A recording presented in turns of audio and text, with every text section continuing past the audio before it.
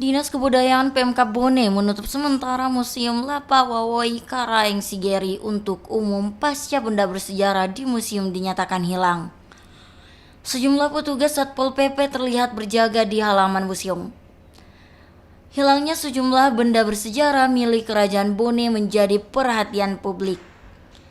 Kasus hilangnya benda bersejarah ini diduga terkait sengketa pengelolaan museum antara pihak keluarga kerajaan dengan Dinas Kebudayaan setempat.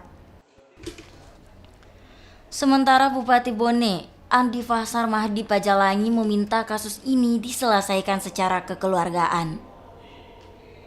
Dan sudah ada laporan dari Dinas Kebudayaan untuk ditelusuri lebih jauh. Ya, karena ini penertiban dilakukan oleh tim penertiban aset kerjasama dengan kejaksaan. Begini, saya kira itu dari awal saya dengar itu milik pemerintah dan boleh dikata barang-barang yang ada di dalam adalah milik pemerintah.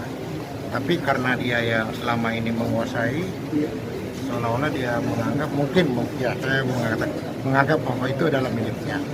Apalagi kan orang tuanya sudah tidak ada. Ada selama ini memang terlalu banyak diberikan kekuasaan kepada mereka. Tapi kita lihat nanti. Tentu juga ada barang-barangnya di situ. Kita tidak bisa pungkiri itu ada barang pribadi, tapi kita belum tahu yang mana pribadi. Apakah tetap akan proses hukum atau kekeluargaan? Mudah-mudahan bisa selesai secara kekeluargaan. Penyelidikan dilakukan Polres Bone terkait laporan Dinas Kebudayaan atas hilangnya sejumlah benda bersejarah di museum. Petugas juga telah melakukan pemanggilan terhadap sejumlah pihak untuk dimintai keterangan. Rusmin Igo, Kompas TV, Bone, Sulawesi Selatan.